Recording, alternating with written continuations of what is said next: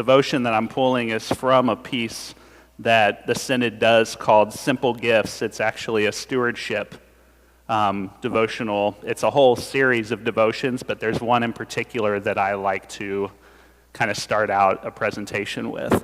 And it ties a little bit with what Pastor had talked about today and you know, our role that we serve in witnessing out to people and spreading the gift of the gospel.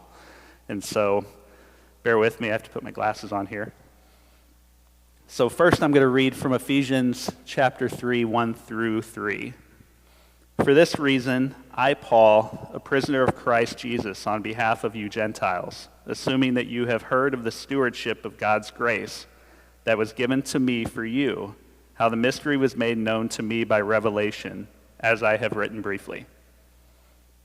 So there is that word, stewardship. It is a word that so many Christian people balk at. In fact, it isn't really a joke that when the word stewardship is mentioned in church, men guard their wallets and women clutch their purses. The church has earned this response. Over the generations, the church has allowed the word stewardship to become equated with the financial resources necessary to compensate staff and pay bills. So as we consider simple gifts, does it surprise you that Paul would willingly talk about stewardship with the people of Ephesus? Notice what he isn't talking about, money. What Paul is talking about is real stewardship, which deals with stewardship of God's grace. That is the gospel of Jesus Christ. The greatest gift that our Lord has given us to steward is the gospel of Jesus Christ. Truthfully, it is the only gift we are given to steward. How you are led by God to steward the resources entrusted to you by God are to be stewarded for the sake of the gospel. How you use your stuff tells a great deal about what you think of the gospel. If your stuff is used to help your family, friends, congregation, and community to better understand the gospel, you are a faithful steward. If it is about you and your comforts, or even their comforts, that isn't faithful stewardship. This perspective is helpful. It also causes us some grief. None of us are always faithful in our stewardship for the sake of the gospel. What Paul calls us to in these words is repentance. Today we ask the Lord to work in and through our stewardship so that the people around us will know about our stewardship of the gospel as individuals and as a congregation. If you can bow your heads for a brief prayer. Heavenly Father, as you entrusted the gospel of Jesus Christ to your servant Paul, so you have entrusted it to me. I admit that I have not always been faithful in my stewardship of the gospel. I have been more worried about my comfort and my legacy than the extension of the gospel. Lead me to see and use the simple gifts you have entrusted to me for the sake of the gospel of Jesus Christ. Amen. So, as it says here, thank you.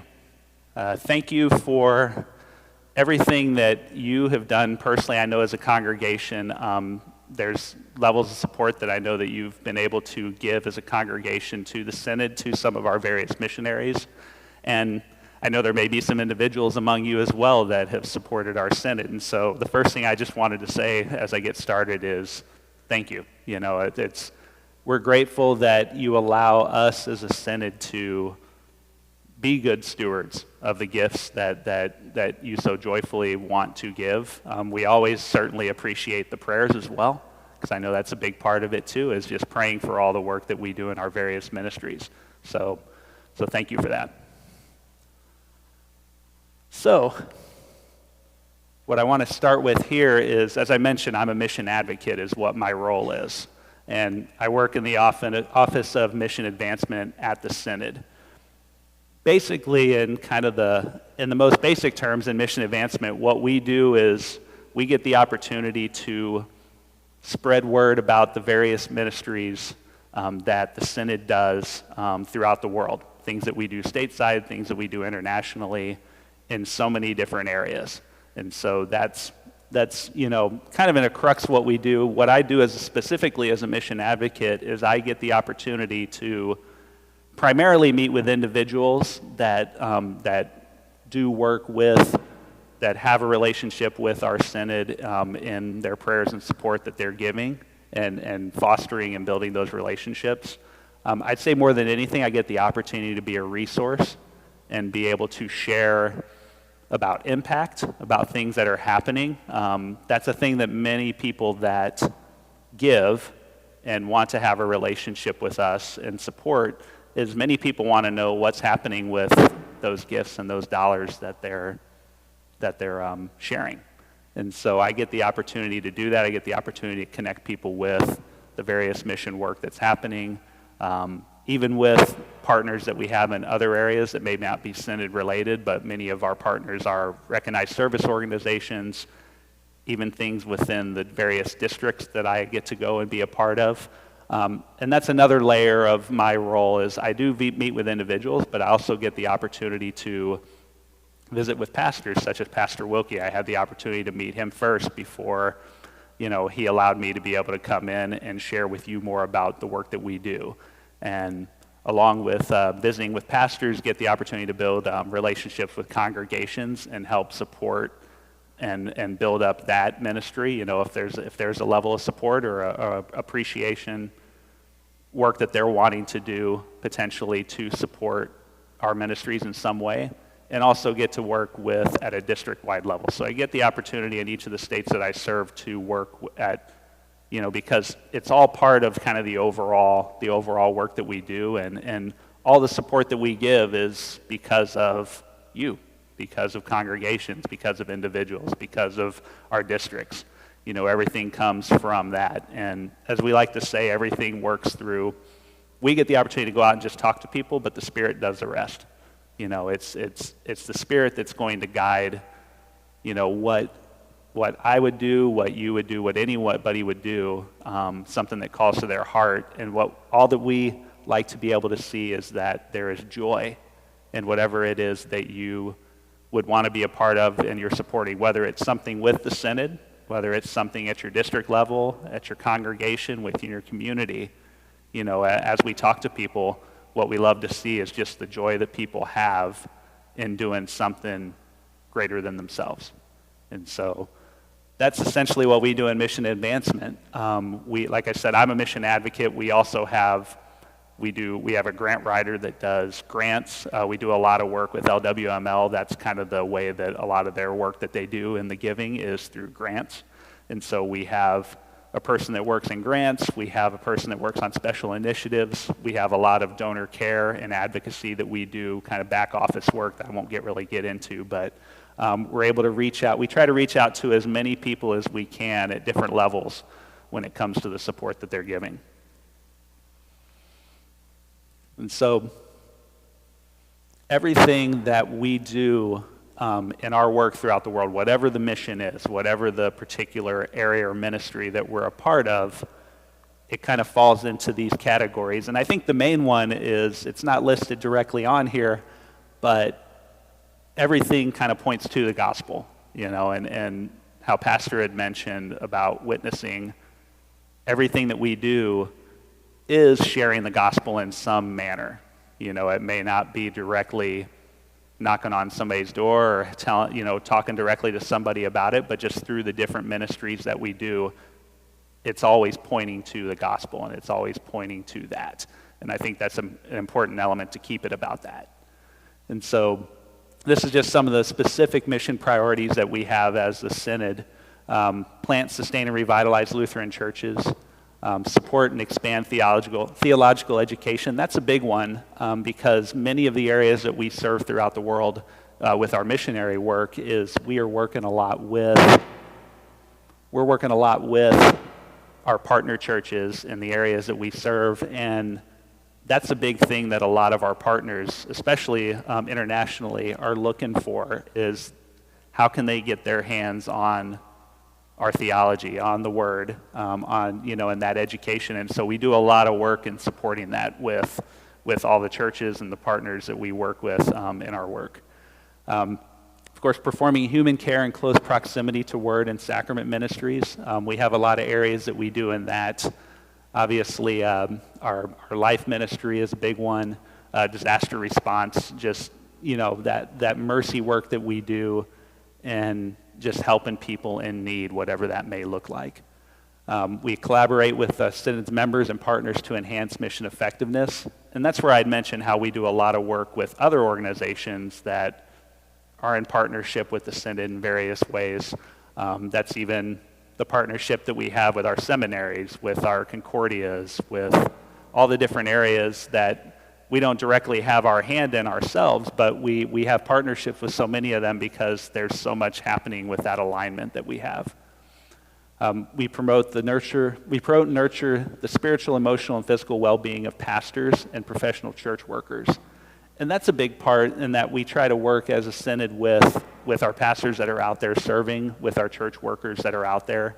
And one of the big areas where we're having a struggle as a church is having enough of pastors, enough church workers that are out there to be able to serve our congregations and to serve us.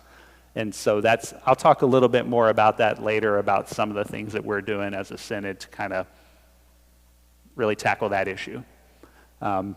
Enhance early childhood, elementary and secondary education, and youth ministry. Those are all big parts that we do, because a big part of our church is making sure that we really are working hard to promote that next generation, that younger generation that's going to be, long after we're all gone, that next generation is what's going to carry on the church. And so fostering that through all different levels of life. And then, of course, to strengthen and support the Lutheran family in living out God's design. So this map just gives a little bit of an indication of our work that we do throughout the world. It's a little bit hard to see. You may not be able to see from where a lot of you guys are, but this just gives kind of a touch of the different areas that we have missionaries present, countries where we've done grants and that we've awarded, and also our partner church bodies, which there's about, the number I know is ever changing a little bit, but we have about 25 partner church bodies that are in lockstep with us when it comes to tied to us in our LCMS theology, in our theology and our thinking, where we are in fellowship with one another in that capacity. And that's a big piece of a lot of our work. Not in every country that we serve, but a lot of our countries we serve, we do a lot of work in conjunction with our partner church bodies. And I think that's an important piece because it builds a strong foundation beyond just a missionary that's out in the field. It also just builds that strong partnership. Should something happen that missionary be in their ends, we've helped establish a strong foundation to kind of move things forward in reaching out to people and spreading the gospel to people. And then there's some it mentions on there, we do have some missionaries that are in closed countries to where we're not able to share as much about specifically where people are working because of circumstance and kind of the sensitivity of areas that they're serving. That information's not just known that we can share exactly. So I'm going to start, having shown you that map, is our Office of International Mission. What their charge is that they recruit, train, send, and care for our missionaries, human care workers, and international educators. We work in approximately 78 countries. That number is always changing when we have missionaries coming off the field. We have new ones getting ready to start, so the number does fluctuate some. We have about 105 career and GEO, which is globally engaged in outreach. They're more of a short-term type missionary, as well as 20 alliance missionaries. And what alliance missionaries are is those are missionaries that they're pastors that have been formed out of our partner church bodies and serve. They have pastors that serve in a missionary capacity in other countries as well. And so we as a Synod have partnered with those partner churches to help support those pastors in the work that they're doing. So it's just a kind of another layer, and it's a great thing to see that many of the church bodies that are in these other countries, they've grown to the point and trained pastors to the point where they're sending out missionaries, and we're able to work and partner with them to support the ministries that they're serving. We have Brazil's a big one where they have a lot of pastors that they've sent out as missionaries, and they're doing work in Africa and different countries. We have some partner churches in Africa that are sending missionaries over to Latin America and different areas, the Caribbean. And so it's great to see that additional layer of work that they're doing just out of their own countries and being called to do the same type of work that we're able to do.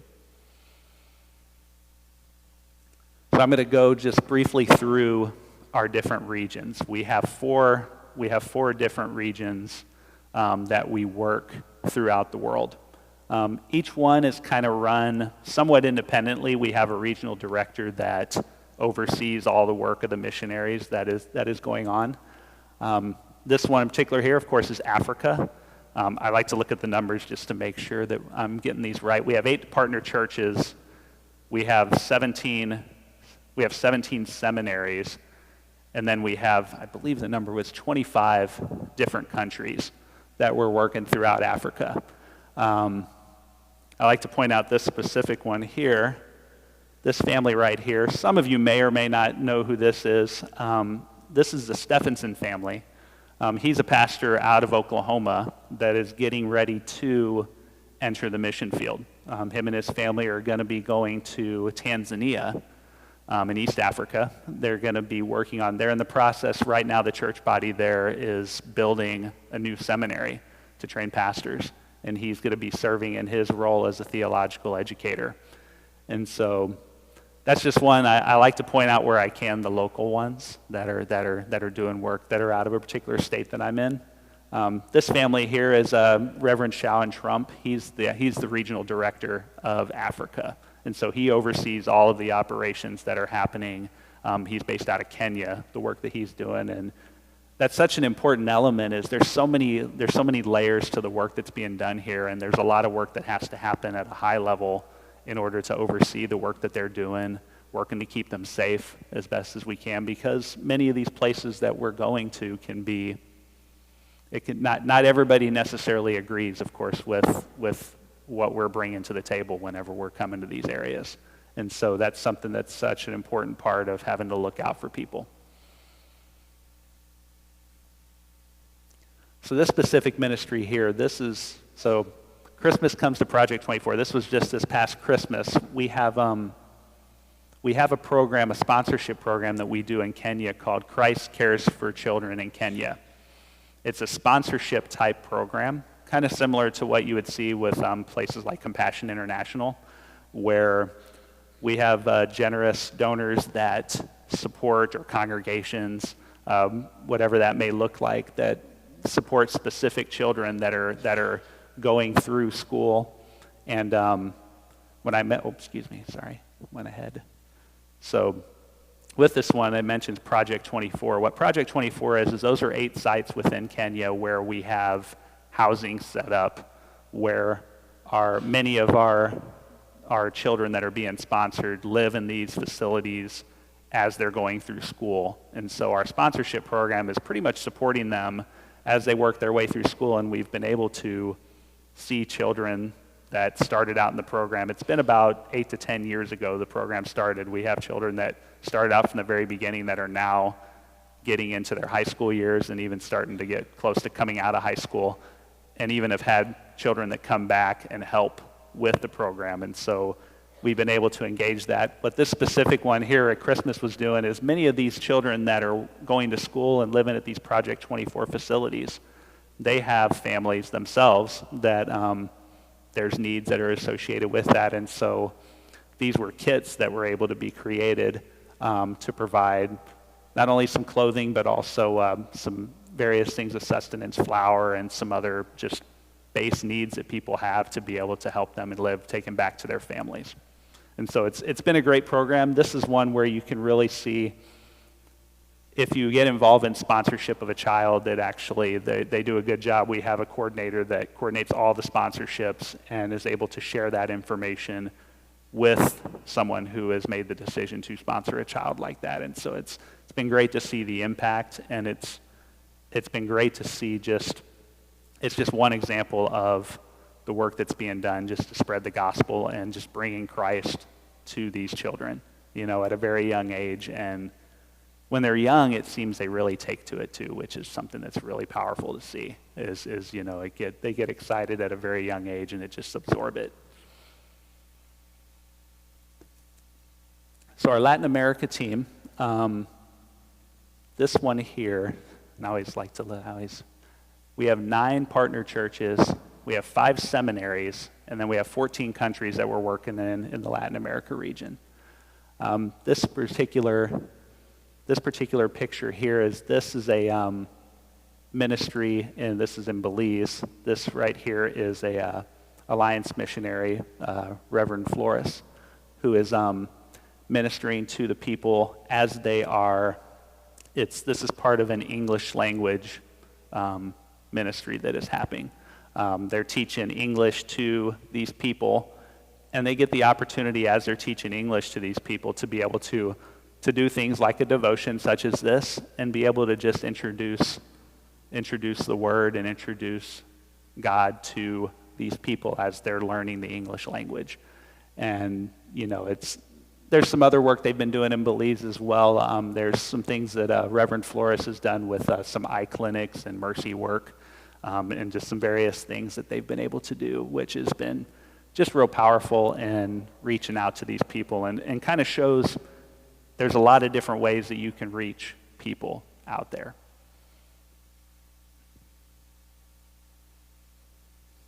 This here is, I had mentioned there's 5 seminaries down in the Latin America region. One of them specifically, one of the big ones, is in the Dominican Republic. And what they do in their training of pastors is this program here, I specifically wanted to mention, it was a symposium that took place back in January. Many of our pastors, or many of our students that are studying to be pastors, they live in far reaches. This is all specifically like an online type of program, because many of these students, they have families, they have full-time jobs.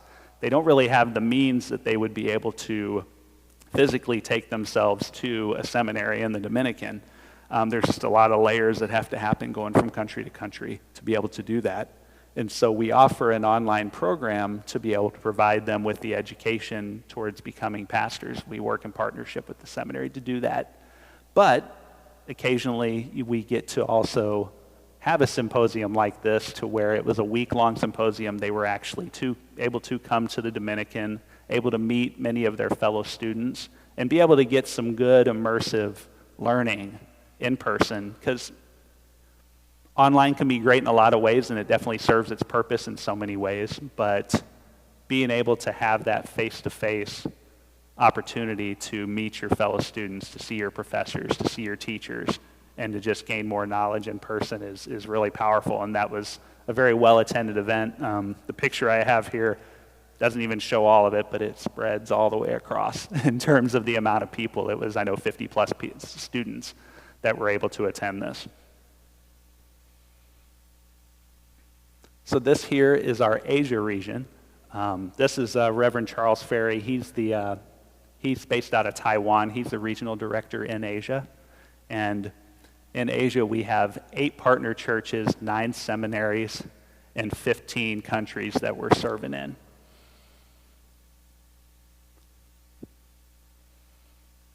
This here is Mindy Thews. She is an educator, and she's working in Taiwan with students, is the ministry that she's doing here in this particular photo, working with students, being able to, once again, just be able to spread the gospel and just work with these students. This one here is Pastor Sima. He works in Cambodia, and in that area. And these particular pictures was when there was some flooding that had taken place with some families. He was working with those families to help assess the situation, be able to pray with these people, be able to assess kind of what's happening with the needs that they have, and helping them kind of work their way through this. It's a common occurrence in a lot of these areas, but it's an opportunity to be able to minister to them, help them in kind of getting through that and recovering from that, and just once again just have that opportunity to be able to reach people.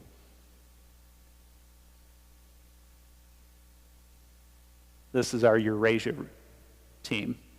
You guys might recognize this gentleman here. another gentleman with Oklahoma ties, and one that I know that this congregation has supported in the past, Pastor Teese, and the work that he's doing in Germany. And he's been doing, what's amazing to see is, what I've noticed in my short time is that, especially when we were coming out of the pandemic, that kind of threw in flux a lot of the work that our missionaries were doing. And so I know that he does a lot of work with our online program that we do with the seminary in Latvia, but also he does a lot of work specifically in Germany. He does a lot of work with Iranian refugees and helping them, and has had to do things like learn the Farsi language, and be able to, the work that he's doing. It's amazing to see how, through things like the pandemic, how your priorities end up shifting and what you're able and not able to do.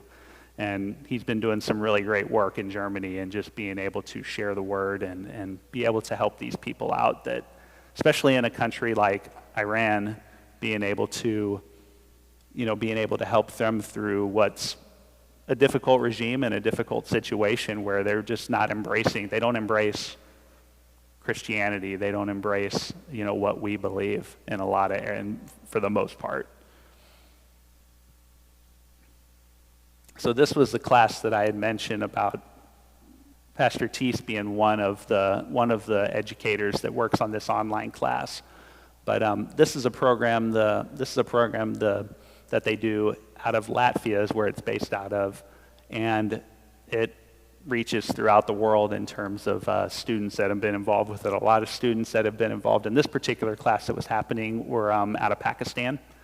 There was, I know, some people stateside, and some other countries where many of these men, especially, there's some women that also are doing some of the various instruction, but I know many of the men that are doing this class are working on becoming pastors themselves. And with the Pakistanis, for example, being in a country where they can't openly do this, we've been able to equip those Pakistani men with iPads, or with tablets, to be able to get the information that they need for their instruction. And we've had some of them that they will drive several hours up into the mountains, jump on their tablet to be able to join these classes in many cases, and have to do it in secret, because even if they were found with those tablets, that could end up being a bad thing for them. And so we're able to do, through classes like this, it has to be online. They're not able to come in person, but we're able to reach out and be able to teach, not just share the word, but be able to teach the theology, teach what we believe and what we know, and be able to help them as they look to become pastors themselves and be able to share that word with others. This here is actually a family. This was in California where this took place, but this gentleman is John Bombaro, who's also one of the educators for that online program. And this was a case where one of the women that was in the class, her and her family, when he came to visit them in California, he was able to baptize them there at their home. And so it's everything kind of leads to that. Everything that we do sort of leads towards that. And I know I probably sound a little bit like a broken record as I continue to say that, but that really is kind of I think the end goal and what we're doing and what we're able to do. So this just, if this is something that anybody would be interested in, we always do have opportunities for people that can take part in short-term volunteer type mission opportunities. I would encourage you that if that's something that you would maybe have an interest in, or know somebody that would have an interest in, you can easily search that on the LCMS website. I wouldn't expect you to have that website right there memorized at all, but we do some different programs, everything from VBS teams in different countries. I know my church that I attend in Missouri at St. Paul's, they're going to be sending a VBS team to Jamaica later this summer. And there's everything from that to construction teams. There's always work that they're doing in building churches, working on parsonages, just in different areas. This one here is an interesting one. The Missionary Kid Program, what this is our different regions. This just happened in Africa, but in all of our regions, they try to bring together all of our missionaries for a retreat to come together. And what the Missionary Kid Program is a team would actually be able to go and help take care of the kids while the parents and the missionaries are doing their content and their retreats when they come together. One thing you'll notice is it seems like it's a common theme with a lot of our missionaries, not all of them, is that many of them have big families. And so that's a whole nother layer of the work that our missionaries are doing, is many of them have multiple children, and they have their whole families in a lot of cases that are there together with them. And so it's just some opportunities. If that's something you would have an interest in, you can always search that on our website at lcms.org. Our Office of National Mission. This works within the borders of the United States. We support congregations, districts, schools, recognized service organizations, and other Lutheran organizations. I won't get into all the specifics, but we have 22 different ministries that are tied to our Office of National Mission. That's everything from, like I mentioned earlier a little bit, life ministry, everything, of course, with our youth, our schools, campus ministry, our disaster response, which is, I know that there's people that have, with this congregation, that have been involved with our disaster response with our alert teams. That falls under our Office of National Mission as well. And they're doing a lot of great work. We even do have, it's a small number, there's just a couple of missionaries that we have that are serving in a missionary capacity here stateside. We have a missionary that's in Baltimore that's doing outreach. We also have one that's in, not stateside, but in Montreal and up in Canada that is working up there, and so that fall under the Office of National Mission that are doing work. And also, this area also gets involved in church planning, which is an initiative that we actually have some things that we're going to be doing with church planning due to a generous gift that one of our supporters gave to help get some work done off the ground to actually do some church planning here in the States.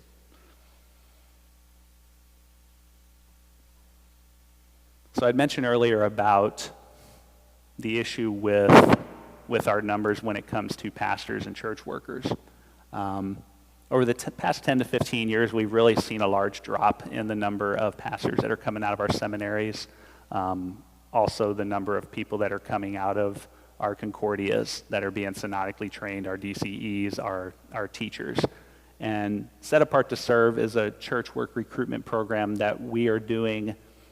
We're doing it collaborating with all of those different stakeholders. You know, like I said, the Concordias, the seminaries, you know, the districts, our congregations, the synod. We're all involved in trying to come up with ways to how can we better spread the word to our youth and also to other avenues as well towards ministry. We have many pastors that come as second career. And I won't go through all the specifics of this due to time, but what we've been working on is we started a pilot program to be able to go out to all of our districts, to specific congregations and some schools in order to help them identify people and provide resources to be able to better have that conversation at kind of all levels, whether a child is real young all the way up through high school into college. And then, like I said, kind of a next phase of this Set Apart to Serve program, because it's a long-term initiative. It's not something that we're not going to solve this problem overnight.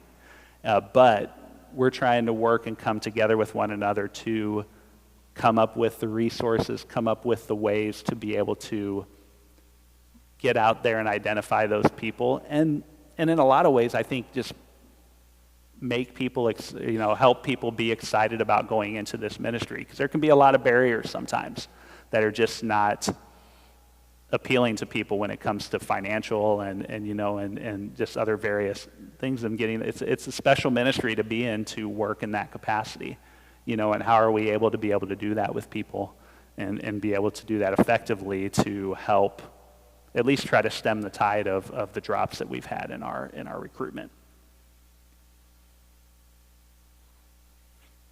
So one specifically that I did want to point out just a little bit is disaster response, because this is an area, Oklahoma obviously being a state, but many other areas in the states that I serve are impacted a lot by various calamities, whether it's hurricanes, tornadoes, fires, or floods. We find a lot of people that have needs after these take place, and the Synod has been able to, we've been able to work closely with our districts and with also some recognized service organizations to be able to address both short-term needs, which I think a lot of organizations do that when they go in and help after a disaster, but also long-term needs of congregations, church workers, and lay people. Because one thing that I've been proud to see with our alert teams and with our teams that go to these areas and help people is, yes, you can help them with that immediate need, but there's a lot of long-term work that has to take place too to help these people recover.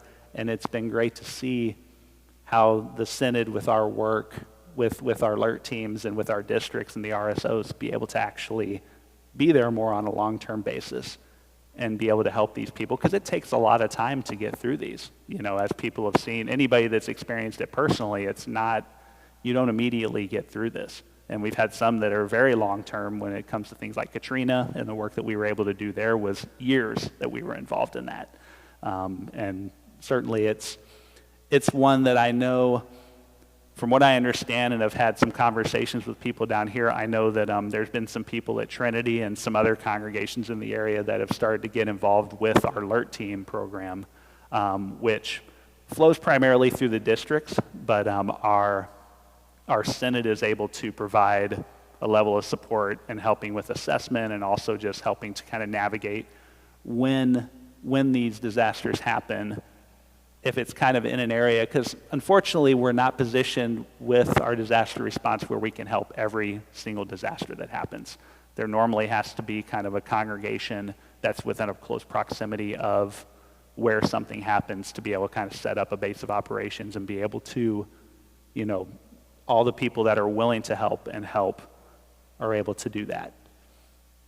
And sometimes, along with, of course, supplies and cutting down trees, and we have a very sophisticated system when it comes to that, all the training that we do for the chainsaw teams, when we're mucking out homes, whatever it may look like, sometimes things like this or this can be just as powerful as clearing out something for somebody or cutting out trees for somebody, is just being there to help somebody when they're going through probably one of the most difficult things that they're going to deal with in their lifetime. And our training also works when we do our alert training. When that happens, this is also an area where we help equip people, our volunteers, with, is being able to handle that element of things too, because you can get a lot of teams that can go out there and just cut down trees and do a lot of work, but there's another element that comes with it, and that, you know, we try to help people through that too with our training.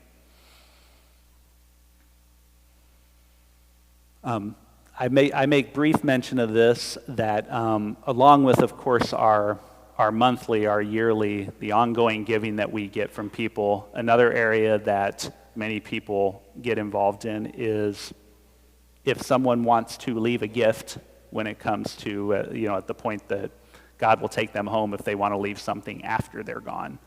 We do have an element within mission advancement where we work with people on gift planning. We can work them through various strategies. That's not an area I directly get involved in myself, but we have people within our team that can get involved in that, because sometimes that's an interest that people have, is doing something after. And so it's a thing that we do offer, and we do a lot of work with, these are more ministry specific to the Synod, but we do a lot of our work with the LCMS Foundation and kind of making a lot of that happen, some of the back work of it.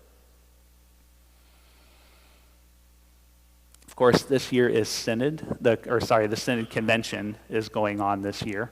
And one thing that we do every 3 years in every triennium is we have our national offering.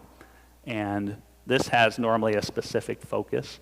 This triennium, our national offering, will actually be focused on providing translation of resources for other countries, and that's kind of where we're focusing a lot of our efforts. There's a lot more information that's to come with that, but that's kind of where the focus that they're going to be doing this next triennium is being able to help provide resources to be able to get that word out to people in other countries that they don't speak English. They don't necessarily speak a language where there might be a resource available, and so that's an effort that we're going to be doing with our national offering this triennium. Of course, everything that we do as a synod, we try to be transparent. We obviously be ethical and do everything we do with integrity. That's a thing important to me personally. I'm glad we also do that as a synod. And of course, you can always search that type of information on our website and find that information is available for people. And that's all that I had specifically. Like I said, I just want to thank you for giving me the opportunity to speak on some of the things. I wish I had enough time I could talk about everything that we do, but it would probably be a lot longer, and I know a lot of people would get pretty antsy. But I'm going to go ahead and open things up to any questions. I don't know if there's any question that anybody specifically would have about something either I talked about or another thing. I can try to help answer it as best that I can, but I don't know if anybody would have anything that's on their mind specifically. I'm sorry? Yes. I would say I know there's definitely, like I had the opportunity to talk with a contributor earlier during my visit down here. I know many of our RSOs are recognized service organizations. There's some specific ones that do work with disabled people, and that's part of their ministry.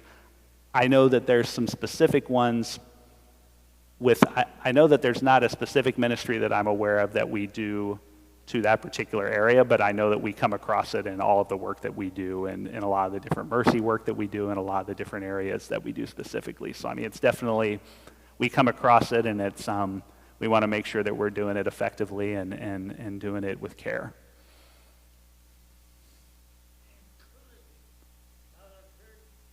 Military, yes, and that's one that I didn't bring up here, and I should have briefly mentioned it. We do have a ministry to the armed forces where we have chaplains. We have LCMS chaplains that are serving our military currently, and not just dealing with soldiers that are currently serving, but we also have programs that we try to do to help people, the families of people that have soldiers that are maybe deployed currently.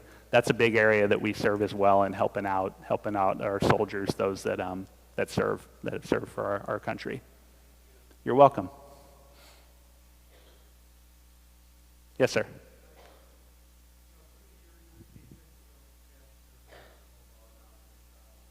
Sure.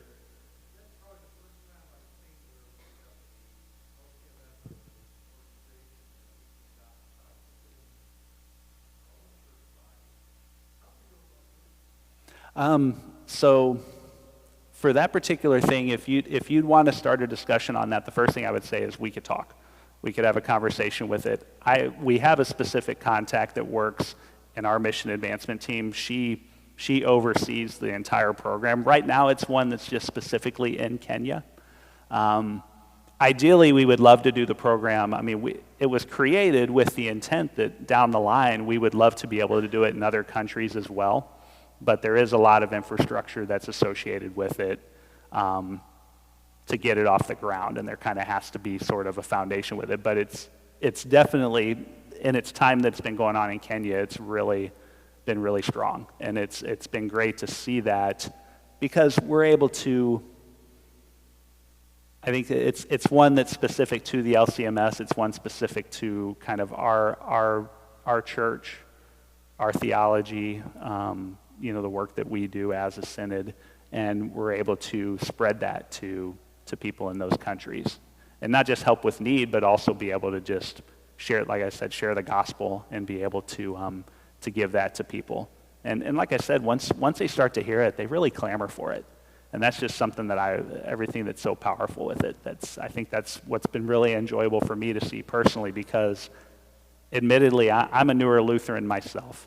And I was aware coming into this job at the Synod, or this role that I'm doing, I knew we had programs, but I just didn't know the extent of them. And so, I mean, it's really powerful to see that and see what we're doing outside that. So that's a good question. Thank you. But yeah, if you want to have a conversation, I can get you some more specific details on that if it'd be of interest to you. I'm going to take this gentleman here and then.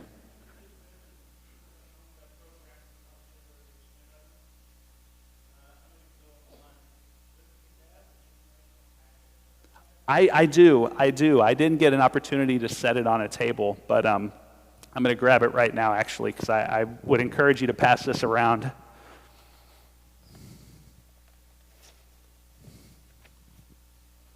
So these, I won't open it up right now, but what this is here, it's a simple one. Like you said, you can go to lcms.org and search just about anything we do, but this is a quadfold that we have that gets into every single ministry that we have and like where to go to find out information about it. And I would encourage you to take a look at that after. Certainly you can reach out to me as well and be able to tell that, but I'm going to go ahead and hand these around if people would want to take one. Yeah, take some over that way. Would encourage you to hand those around, certainly, and get one, because it's a lot of good information, and it just kind of puts it. I wish it was available electronically where I could send it to people, but we don't have it available in that capacity as of yet. You had a question?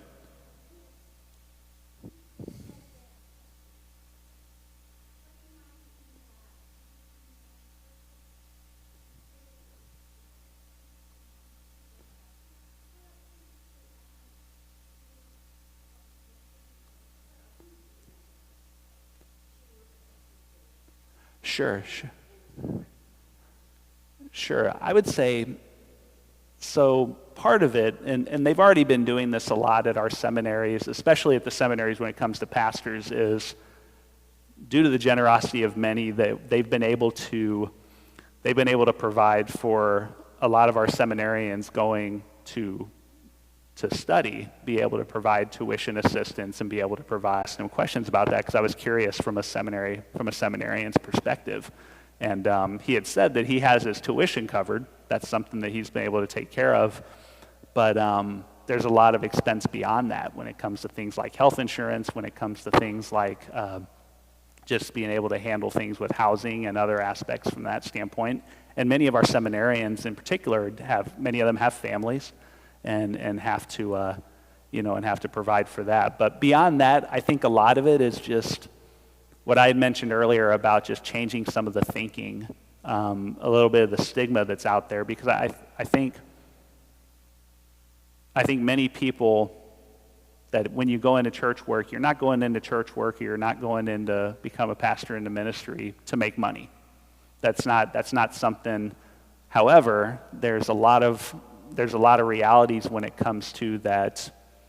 People that become teachers or pastors or whatever it may look like, there's still a financial aspect associated with that, because many of them have families. There's things they have to be able to take care of. Unfortunately, there's a financial cost to a lot of that. And so I think what they're working to do is not just be able to provide funding, but be able to just provide resources to be able to better have those discussions and kind of just help people along in that journey. And right now a lot of it is in our early stages where they're working on this and being able to kind of help people have the discussions, because many people don't necessarily know how to have those conversations with youth or with second career people.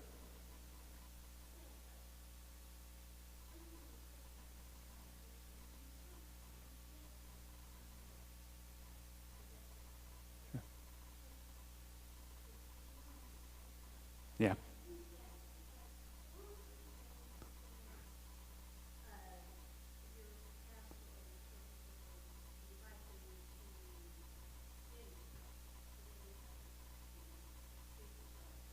Sure.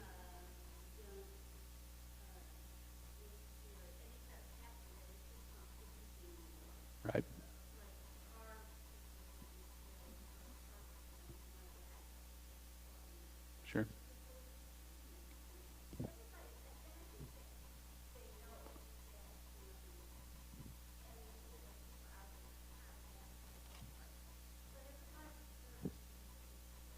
Yes.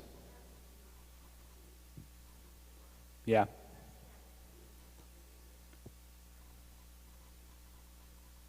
Yes, that's definitely true, and that's one that I know that they're working through as well, because even the makeup of our synod when it comes to the congregations, you have larger congregations that maybe are able to support at a better level versus smaller congregations in areas where maybe there's not that ability to. And so I mean it's definitely there's a lot of layers to it that I know they have to work through. What's been great to see with this Set Apart to Serve is that all of the stakeholders have been involved in that discussion and have been involved in, because they all realize that the problem is there. And so something kind of has to be done about that. And it is a process, because you do have to figure out your way through that and how best to tackle it. So, yeah, thank you for the observation. Yes, sir.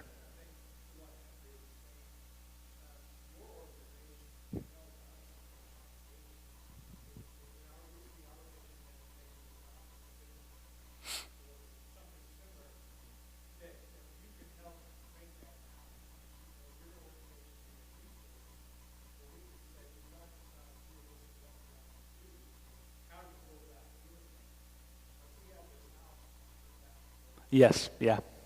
Yep. Yeah. Right. Sure.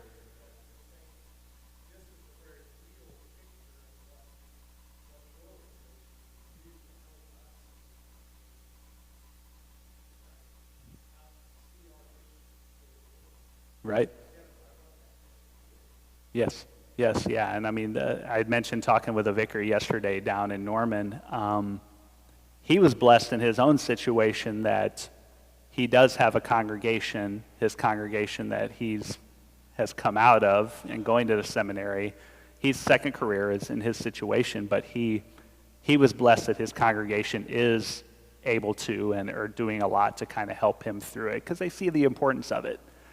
They see the importance of what he's going to be able to do, and the level that he's going to be able to serve for our church. And that's not going to happen in every case. So I mean, there's always scenarios that are going to be different from person to person. But yeah, it's definitely one that we want to try to be a resource as best as we can and help make those connections for sure, with congregations specifically. Anybody else? All right, well, sorry, go right ahead.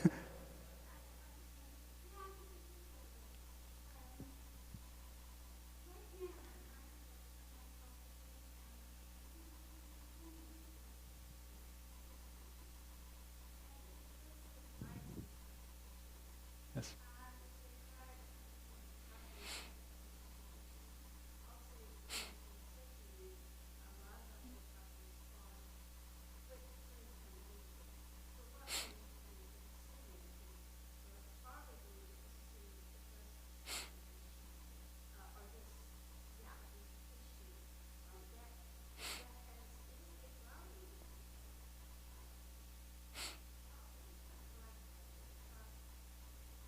Right. I would say, so I admittedly myself, I don't, it's been coming up in conversations that I have, and I would say most of what I've seen as I've talked with, and it's probably been mainly when I've talked with pastors or at a particular congregation, is that probably what I've noticed more of is things that are happening, I would say, more on a local level. Like at that congregation, there might be some level within their own congregation or a ministry that they do, that they get involved with that. I know that Christ the Redeemer over in Tulsa, they do some work with an organization called Tulsa Saints that does some work. I know that they do some work every Friday downtown in feeding people in need, and that's one. Different ones like that, whether there's things like food pantries that I've seen with congregations or ministries. It depends. It depends on the needs of a community, and it also depends on the want of a particular congregation and to want or have a desire to serve in that capacity. That is something, admittedly, myself, I look forward to learning a bit more of that myself. I'm going to go a little bit on being new here, in that one of my roles that I'm going to be doing is I'm going to be serving as a liaison more to our Office of National Mission. That's something I'm going to be doing moving forward starting in July. And I know that's an area that I'm curious to find out a little bit more because there may already be some efforts that are happening within some of our ministries. I just don't know directly about them. But that's definitely an area that I look forward to learning more about that, because our Office of National Mission in so many ways is it's not any less important than the work that we're doing, for example, internationally with our missionary work. And so, yeah. But thank you for what you're doing and your work with the nonprofit. I appreciate that. Yeah, thank you, everybody. I appreciate it.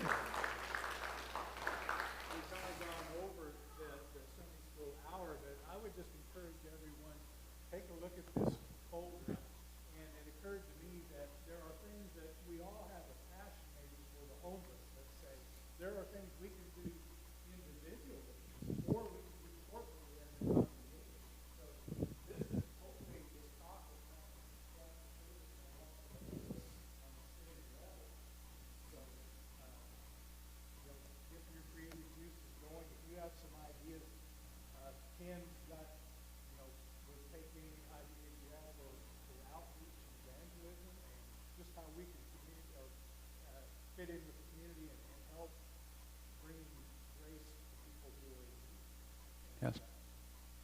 We just really need more time. But, sure. Yeah, thank you.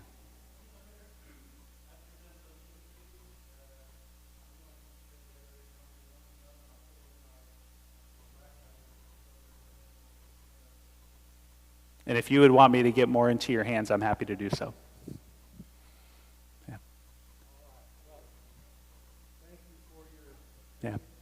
Yeah, thank you, everybody. And, yeah.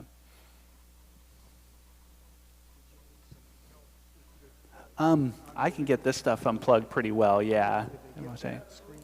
It was, yeah, I pulled it out. I came in on Friday, which helped, and was able to